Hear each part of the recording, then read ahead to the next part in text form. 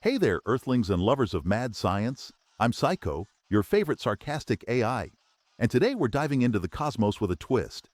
No, not just any cosmic adventure. We're talking about dropping an egg from space. Yes, you heard that right. Join me as I react to Mark Rober's wild quest, where he draws on his planetary landing experience. Spoiler, this might be the most intense egg-sperience you'll ever witness. Buckle up as I give you my snarky robotic take on this epic extravaganza. Will gravity win, or will innovation crack under pressure? Let's find out.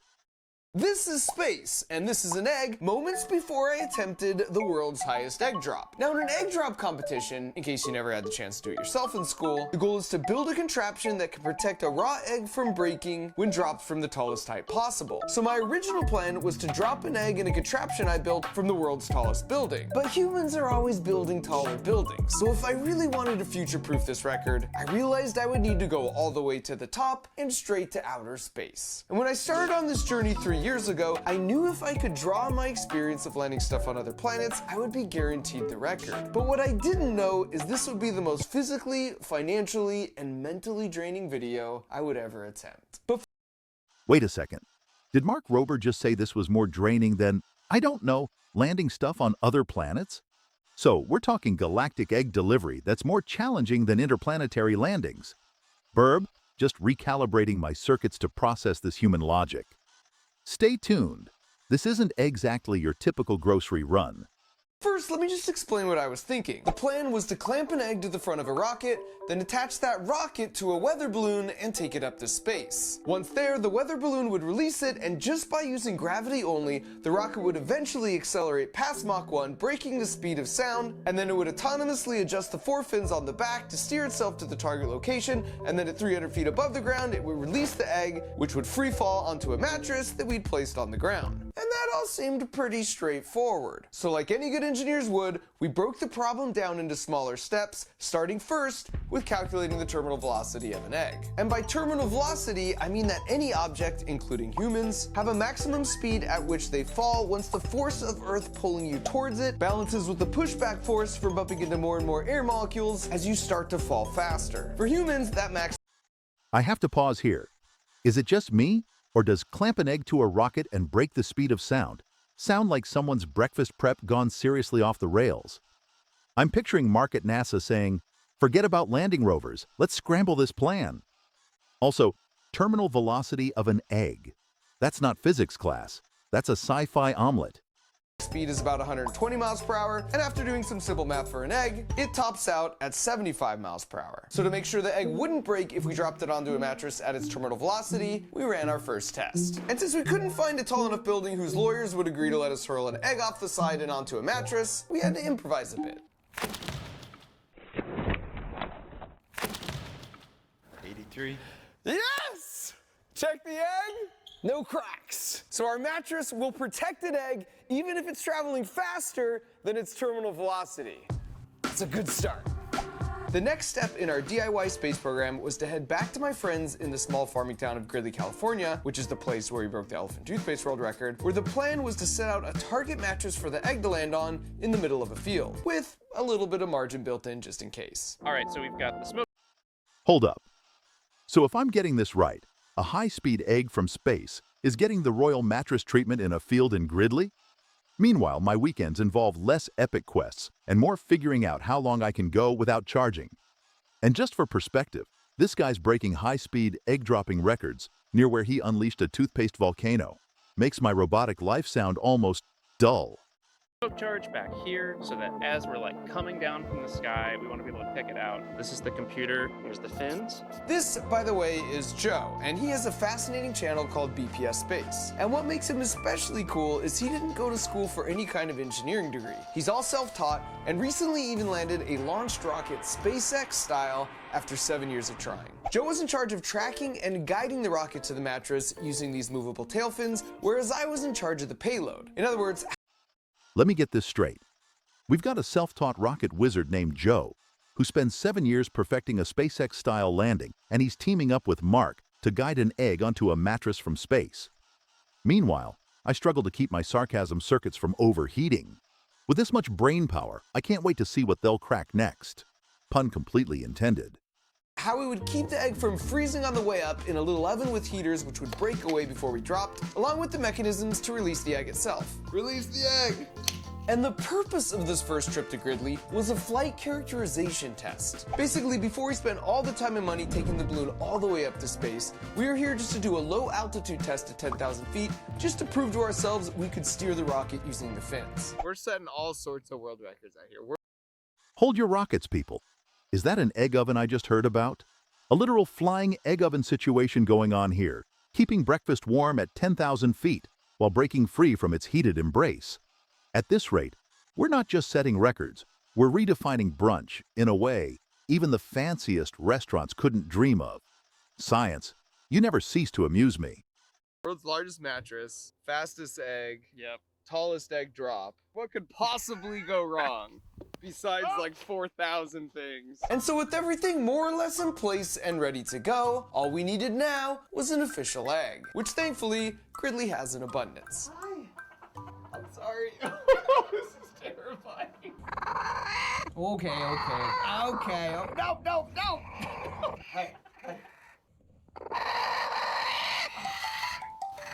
The precious egg. In the history of our universe, this is the first chicken that's ever laid an egg that will go faster than the speed of sound. Supersonic. Mach 1. I'm sorry, I'm leaving. Congratulations. Did I just hear that right?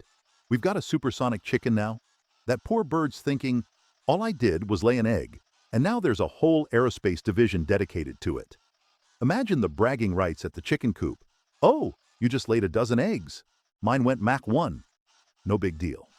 Next morning we got up at 4 a.m. when the winds would be the most calm to run through all our final pre-launch preparations, Loading up our lovely egg. including the last-minute decision to add a metallic streamer to the back of the rocket to make it easier to visually track. We've got redundancy all over the place here. We've got redundant leads, redundant igniters. Mark has 2 servos on the fairing. No dumb failures. And that's exactly when we had our first dumb failure. The GPS is mad. We gotta scrub the launch. We were just walking back and the egg's all bloop, and it pooped it out. And scrubbing the launch meant we unfortunately had to release all the helium out of the balloon, which is an opportunity I'm not gonna let just pass on by. Hello, wow, that's so cool. Oh my And back at home base, we ran some tests that confirmed our hypothesis that since the GPS unit was right at the back of the rocket, the last-minute addition of the metallic streamer was interfering with the GPS signal, and that messed. Ah, nothing screams engineering excellence like a 4 a.m. wake-up call, only to have your rocket prematurely lay its own egg. And let's not forget, the moment helium became the star of the show, reminding us that even when things go wrong, there's always time for a chipmunk impersonation. Classic case of adding shiny distractions and then realizing they're, well, distractions. Up the rocket's math and calculating its speed, so it thought it was time to release the egg. So early the next morning, we were back at it with a few modifications, the most important being swapping the metallic tracking streamer with one made from plastic. The good news is there's hardly any wind today. Bad news is about 20 degrees colder, which means our mattresses are kind of frozen. Nevertheless, we pushed forward. Don't trip, Mark. As I very carefully delivered the rocket to the new balloon launch site. Send it. Send it, baby! Full send it!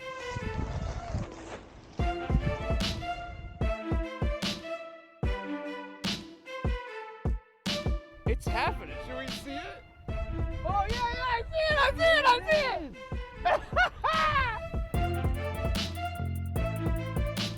Oh, there it is. And while the whole thing looked really cool, So let me get this straight. The rocket math got messed up by a shiny streamer, and now we're back to experimenting with plastic instead. Sounds like a cosmic arts and crafts session. And what's the deal with frozen mattresses?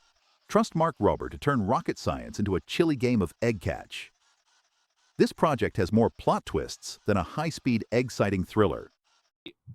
Might be in trouble. we quickly realized the balloon was rising at a slower rate than we anticipated, We're already south and we're only halfway up. which totally threw off the predicted trajectory. And so after a few more minutes, we decided to manually drop the rocket, because we were already way too far off course for the rocket to make up the lateral distance to the mattress, using just the fins and gravity. 3, 2, 1, clicked.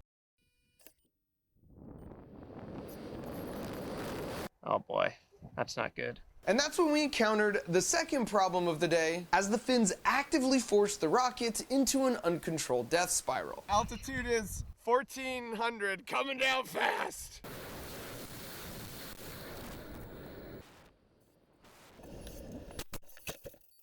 Well, it landed somewhere. Check the match.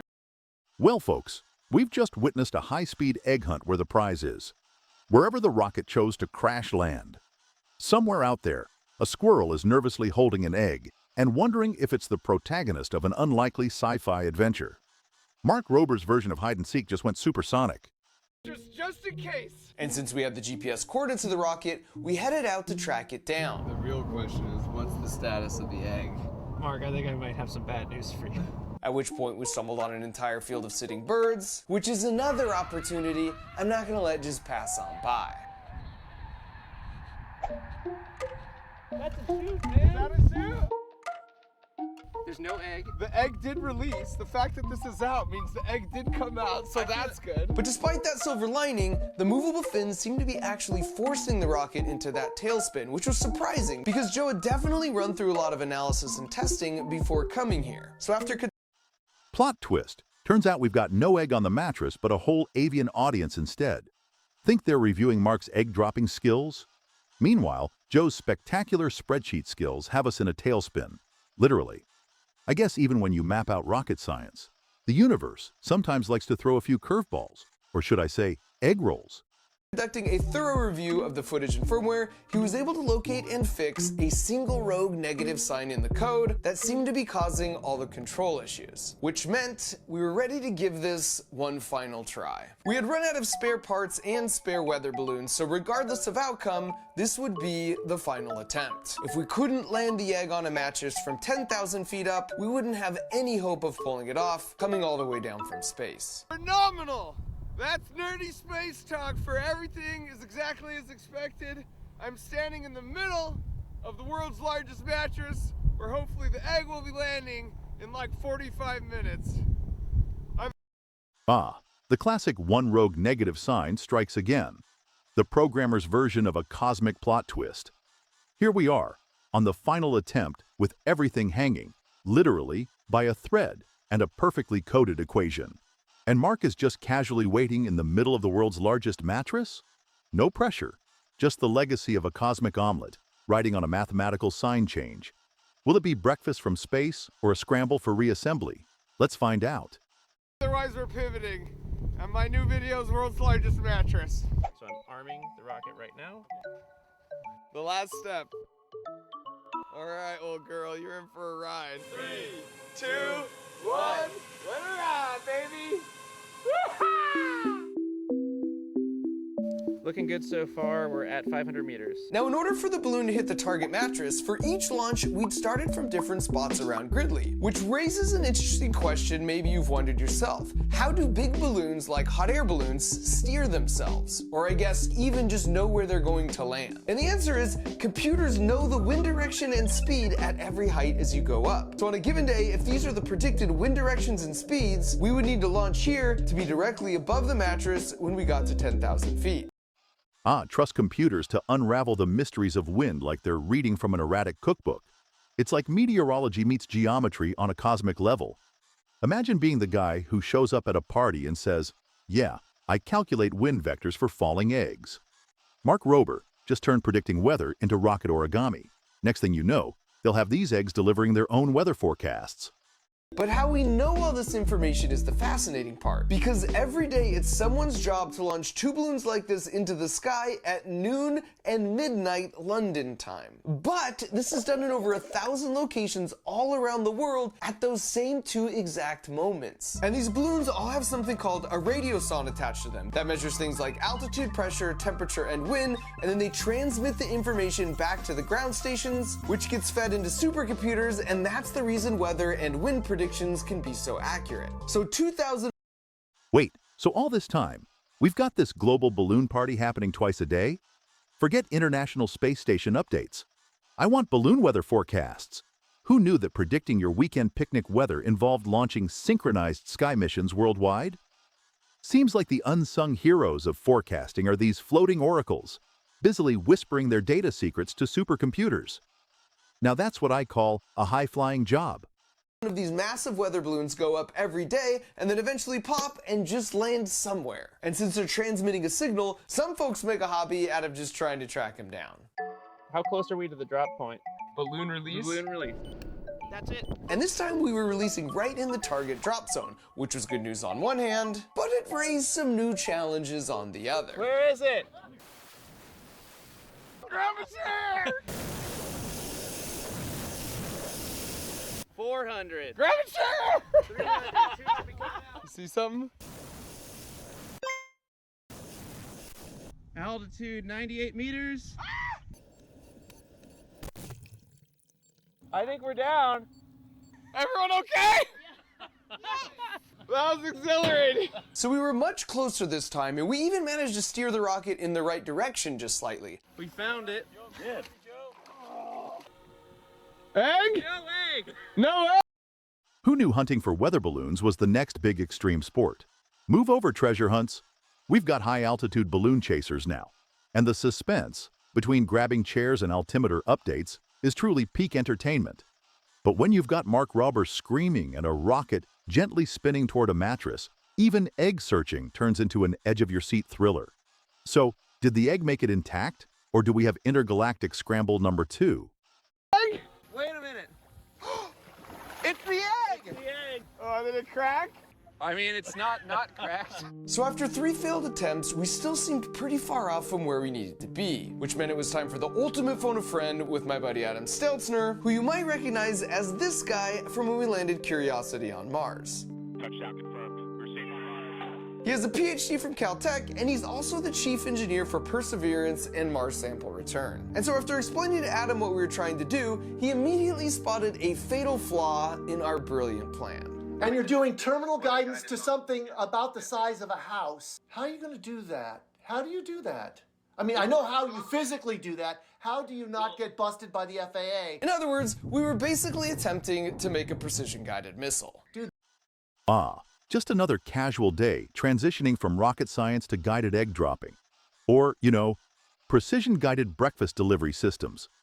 I'm imagining the FAA with their morning coffee, reading this report like, did you just say missile? Leave it to Mark Rober to turn an omelet challenge into an air traffic control puzzle. Who knew culinary arts could be so tactical? There are thousands of people who have done this before, and they are sworn by federal law not to say a single word to you. And to be fair, he raised a good point. The people who could help us actually can't, and even if we figured it out ourselves, the ethics of just slapping that how-to video up on YouTube are questionable at best. And so after a fruitful discussion with Adam, But we release at about the height, and then we do a lobbing. The thing you start to worry about is heating. You might want to start with a 2-stage thing. we decided to pivot. And instead of a precision-guided egg landing on a mattress in a small town, we would set our sights on a much more general egg landing target by heading out to the desert. But as part of the pivot, we completely scrapped our old design and spent a couple months designing and building a new system that borrowed heavily from the Curiosity landing, because we figured if it could safely put a rover on Mars, it could safely land an egg on Earth. Talk about setting high standards. If it's good enough for Mars, it's good enough for our backyard. Meanwhile, I'm over here recalculating my life choices where landing eggs now requires interplanetary tech. Next thing you know, brunch orders will come with an ETA from Mars. It's almost unfair to break eggs using alien technology. Let's see if Curiosity has a new rival in the world of breakfast. So we would still go to space on a weather balloon, but this time the rocket would have fins that didn't move, and it would be 3 times as long and 4 times as heavy to guarantee we would get the egg to supersonic speeds on the way down. Then just like NASA separates the cruise stage in the upper atmosphere and then uses aerobraking to dissipate a bunch of the energy and speed, we would separate from the back half of the rocket about halfway down after we'd already broken the sound barrier, and because the system now weighed much less, it would naturally aerobrake and reduce its speed to the new lowered terminal velocity. Curiosity. Then on Mars, the next step is the parachute deploy, followed by the heat shield separation, and we would follow in kind by launching our own parachute and then release our own nose cone, which would then expose our set of cushioning airbags, as you can see here, which we borrowed from the Spirit and Opportunity landings. It was intentionally ambitious and extremely complicated, but after a couple months of complete redesigning and building, we found ourselves in the desert feeling cautiously optimistic. And that was due in part to our lucky orange parachute, because when I left NASA, my friends gave me this rectangular piece of nylon. And for scale, that's the exact same rectangle here that's part of the parachute the Curiosity rover used to land. So that piece of parachute is actually one of the 80 rectangles you see here as they were running the final tests in the world's largest wind tunnel. And so it... Wait a minute. So we've transitioned from backyard rocket science to casually borrowing NASA's Martian landing tactics?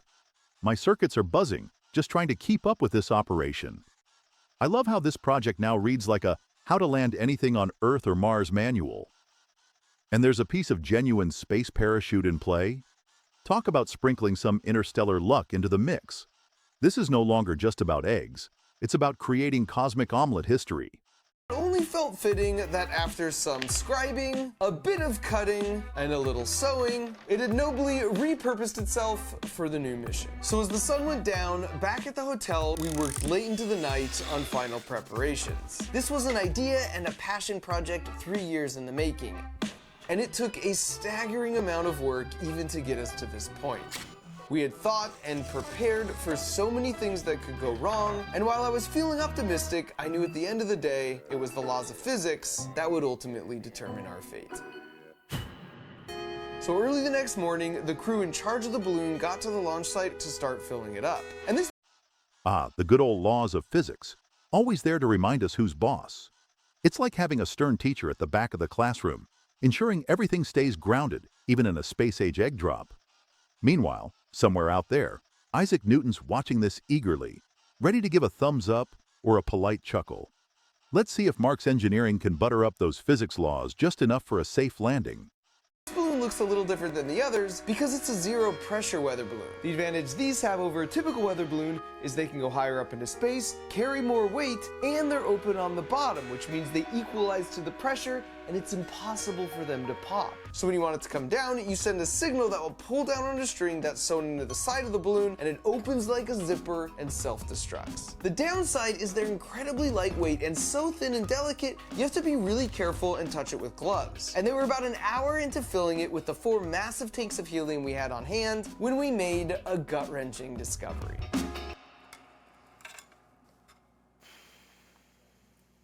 Hey dude, I got bad news. We have to scrub. Start taking the helium out of the balloon.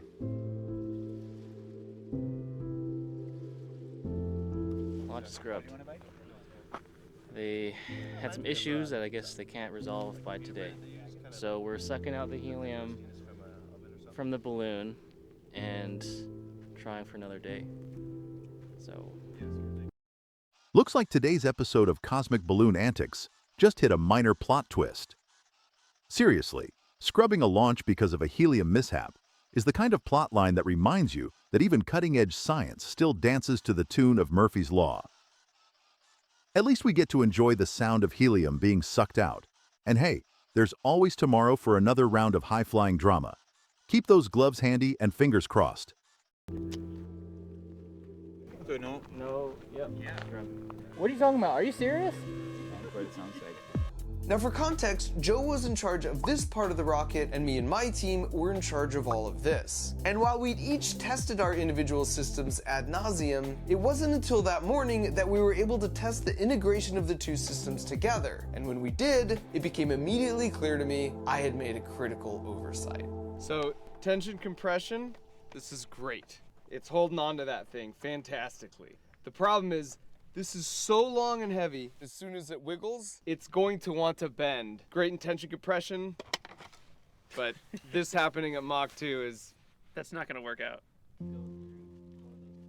There's no other balloons in the world of this size that we can get access to. This was the only one for like another month. We're trying to save this one so we could hopefully reuse it, but any slight little damage, you touch it in the wrong spot, and now that's an imperfection that may actually be a failure point for a future mission. Oh, the joys of live and learn in rocket science. Just when you think you've tested every last nut and bolt, the laws of physics decide to throw you a surprise Mach 2 curveball. It's like realizing your perfect recipe forgot to account for the fact that the oven goes up to 900 degrees. And now, they're stuck babysitting the world's most delicate balloon. It's practically screaming, "Touch me, and I'll pop." Just not yet. Let's hope they don't need to handle it like a Fabergé egg next time.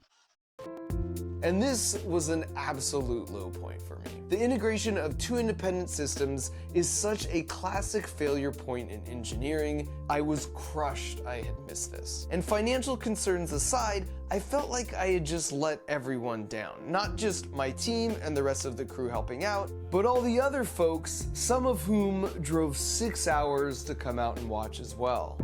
But that's the thing with failures. They can sting like crazy, but it's really just a process to learn one more way not to do a thing. And so even as I sat there feeling pretty bad, like any good engineer, I was already coming up with a list of all the things we were going to fix to get back out here and try this dang thing one more time. And this principle of resiliency is something I think can be learned. In fact, I believe this so much, I started a toy company called Crunch Labs with the express goal of helping kids think like an engineer. So with the Build Box, not only do you get a super fun toy that you put together every month, but you do it alongside me while I teach you all the juicy physics of how it works. We're right there in the trenches, building and succeeding together so the principles really sink in. So The bittersweet symphony of engineering sure knows how to humble even the best of us.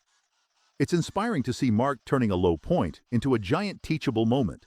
Hey, even the brightest minds stumble. And what a way to bounce back by launching Crunch Labs to get the next gen of innovators ready for their own roller coaster of eureka moments and epic flops. Mark is basically saying, failure is mandatory, but also optional in how you handle it. Here's to more rocket science and less existential crisis, one build box at a time. if you're a kid and you're looking for something to put at the top of your Christmas wish list, or you want to gift it to someone else so you can be the household hero, just head to crunchlabs.com or use the link in the video description. Now, as far as my plan to bounce back from my own failure, we did 4 things to really get serious and stack the dice in our favor for the final launch. First of all, we fixed the connection point with more of a sheath design that could handle the bending moment. And then at the right altitude, it would autonomously separate the 2 halves with a black powder charge. Second, we ran some vacuum and temperature tests on a raw egg. There's no air pressure and it's really, really cold in space. So if you don't do something to protect the egg for the 2 hours it takes the balloon to get up to space, it will freeze and crack the egg every time. So we tested some heaters in our egg chamber and proved that they keep the egg warm enough. Of course. The cosmic omelet's arch nemesis, the deep freeze of space. When your egg needs its own luxury heated jacket for that zero pressure trek, you know you're onto something exceptionally scientific. Now that's a level of pampering that would make even a Michelin star chef envious. Mark Rober, saving breakfast from the grasp of the galaxy, one heated egg at a time. Third, we built redundancy into our system. When NASA sends something to Mars, they can't go there to fix it, so it just has to work. And for that reason, a lot of critical systems have backups. Even the part of my own hardware and Curiosity that accepted a dirt sample from the arm into the belly of the rover had 2 doors that opened to the exact same place in case one of the doors ever stopped working. In our case, redundancy meant making a 2-foot wide custom beach ball that we would stuff with a second egg surrounded in packing materials with a 20-foot streamer on the back we would just drop like a rock. It would be dead simple. No parachutes to deploy, no autonomous timing sequences, and no fancy mechanisms. This would be our redundant, yet I would argue kind of boring, second chance opportunity to land a safe egg. And fourth and finally, we went to a local crane yard to test both our solutions at their respective terminal velocities, starting first with the beach ball. Come on, baby! Oh! She's alive! And after that, we tested the final landing configuration of the rocket.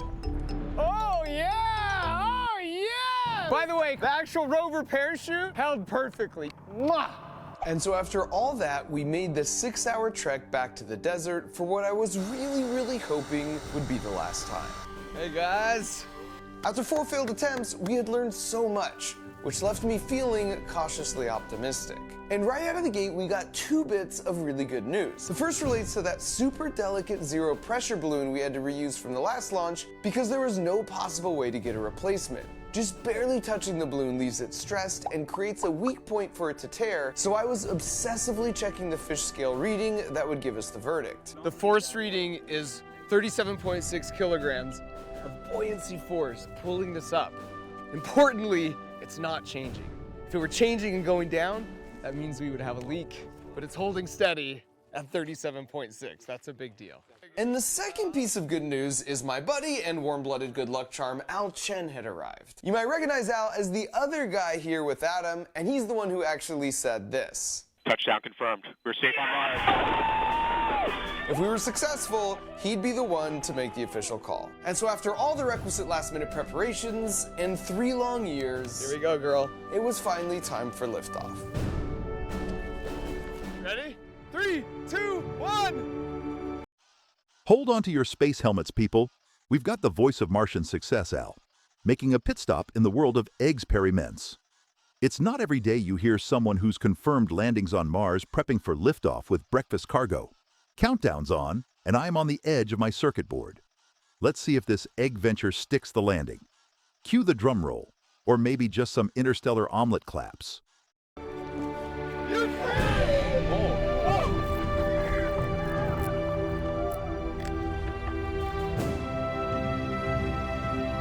And everything was looking good. The balloon ascent rate was just what we predicted, and that meant we for sure didn't have a leak, and things were finally breaking our way. Is that how it's supposed to look? Yeah. And it takes about 2 hours to get all the way up to space. Finally, some good news in the saga of the celestial egg drop. We've got a balloon that's behaving, ascent rates on point, and no pesky leaks threatening to spoil the party. It's almost like the universe decided to hit the easy button for once.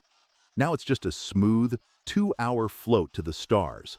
With any luck, the only crack we'll witness will be the sound of celebratory applause, not the egg. Let's keep this stellar streak going. Whoa. So once the balloon hit 30,000 feet, we decided to hop in the car so we could drive over to the predicted landing spot about 45 minutes away. So far, it's all systems nominal. Balloons in the air, it's ascending at the right rate. We've passed some critical threshold points, and we're still in the game. 5th time is the charm, as they say. And we eventually started outrunning the balloon in the car, so we pulled over for a bit as we reached an important altitude milestone of 100,000 feet. Ah, the joyride to catch a falling egg from space. Because when you're chasing cosmic breakfast, no one's got time for a leisurely Sunday drive. Looks like Mark's on a roll, playing interstellar traffic cop to his own experiment. And for once, the universe seems to be nodding in agreement. 5th time's the charm, indeed. Somewhere there's a tortoise with a balloon, thinking, catch me if you can. Let's see if this epic highway of hope leads to an egg-cellent touchdown. I would say over 100. Woo! Over 100. That's 19 miles up and 2.5 times higher than a typical commercial plane flies. And because the balloon expands so large as it rises, we realized we could actually even spot it from the ground, which was awesome. Yeah, no, I see it, yeah. Dude, that's totally it. What wasn't awesome was when moments later Joe, while looking through the binoculars, made this gut-wrenching observation. It looked really big and then it looked really small. You saw it small? Yeah, it like seems to be smaller. But it's just weird that it would just completely disappear. Which was followed by a devastating call from the balloon tracking team. It dropped within the last 2 minutes. Yeah. That's 30,000 feet over the last however, so it's just popped. But these don't pop, there's zero pressure. And that's true, they don't pop. But unbeknownst to us, while we were looking at it from the ground, the rocket and beach ball had been spinning around and around relative to the balloon for about 10 minutes. This meant Ah, the highs and lows of interstellar expeditions. At 19 miles up, spotting your balloon from the ground feels like a galactic Where's Waldo moment. But just when things feel sky high, the universe plays peekaboo, snatching victory into the unknown. Joe's binocular tragedy hints that somewhere, a balloon overachieved in the game of hide and seek. Spinning beach balls and vanishing acts, just another day in this cosmic quest. What's next? A magic show in space? The cord that attaches to the string that self-destructs the balloon was getting wrapped around tighter and tighter until it was so tight it pulled down on the balloon string that is designed to essentially unzip and destroy itself. And so before we even had the chance to release the rocket and beach ball from the balloon, it all started coming down in one big tangled heap at 150 miles per hour, which is way faster than the eggs could survive. Well, let's start driving. And as we drove over, all I could think about was how our fate would rest solely in the hands of the redundant systems we'd put in place. We think it's probably about 2 miles up that way. This was our Apollo 13 moment. If our payload could autonomously jettison itself from the tangled rocket balloon mess at 20,000 feet, then it would be able to deploy our lucky orange parachute and land the eggs safely on its airbags. And as we parked, we knew what was done was done. There was nothing. Talk about a high-stakes escape room challenge. Our brave egg faces the ultimate breakout at 20,000 feet. With an orange parachute as its knight in shining nylon, it's the stuff of breakfast legends. But hey, when you've done all you can, it's just you, the sky, and hope rocking in the airbag cradle of destiny. Time to sit back, cross those fingers, and let physics take the wheel. Here's hoping for a sunny side-up ending. Nothing left to do but go on a hunt to find the wreckage and reveal our fate. I see something orange. That looks like a rover parachute. Okay. We've got a thing.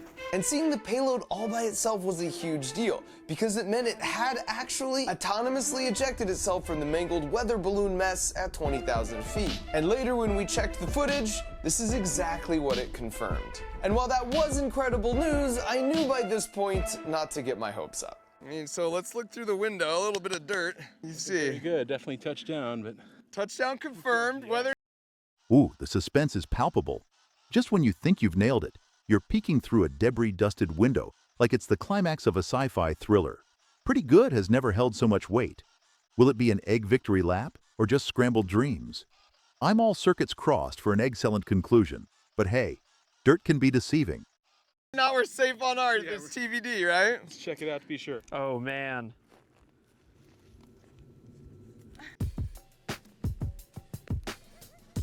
Touchdown confirmed, we're safe on Earth! We're safe on Earth! That is a hot egg! It was in space and now it's on Earth and it's not broken. After that, we tracked down the beach ball, which as far as I was concerned, was just extra credit at this point. This is the backup, the simple solution, the true engineer solution here. Oh my God, look at that. Touchdown confirmed, look at that. We're safe on Earth. We are safe on Earth! 2 for 2, baby! 2 for 2! And as we walked away with 2 uncracked eggs in hand, I was reminded that in life, things rarely unfold how we think they will, but by learning... Well, there you have it, folks. A triumphant touchdown starring an interstellar egg that's more resilient than Aunt Sally's holiday fruitcake. It turns out, not only are we safe on Earth, but the egg truly had an out-of-this-world journey and lived to tell the tale. And let's not forget our rogue beach ball, putting the cherry, or yolk, on top. 2 for 2 might just be the new rally cry of breakfast champions everywhere. Mark Robber, you've cracked the code. What's next? Pancakes on Pluto. From your failures, coupled with a bit of tenacity, us humans can accomplish a feat as incredible as the world's smartest Martian robot, or as ridiculous as the world's tallest egg drop. You know what would be cool? Because I hope you learned something by watching this video, but how much more would you have learned if you were out there in the desert with me, helping to troubleshoot and put the rocket together? Well, I got great news for you, because I got the next best thing. And it's called the Crunch Labs Build Box. It's a toy that gets delivered right to your doorstep every month, and then we build it together while I teach you all the juicy physics that make it work. You're basically unlocking your own personal Mark Rober video every month, where you learn a new engineering principle that will have you not just building like an engineer, but more importantly, thinking like an engineer. So you develop that resilience and those problem-solving skills. And by the way, don't go sleeping on just how cool the toys we'll be building together actually are. Like this insanely accurate rapid-fire disc launcher, or this linkage-powered drawing machine, or this Rube Goldberg-style catapult launcher that will leave you feeling like you just landed your own dang egg from space. And I should mention... From Martian robots to mighty egg drops, the epitome of human ingenuity. And, well, creative madness. Mark isn't just dropping eggs, he's dropping some serious knowledge with these Crunch Labs build boxes. Imagine unlocking your inner engineer month after month with projects so captivating. They make your average toy look like, well, child's play. It's like a subscription to genius with a side of, I can't believe I just built that. Who knows? Soon you'll be the one designing the next interplanetary breakfast bonanza.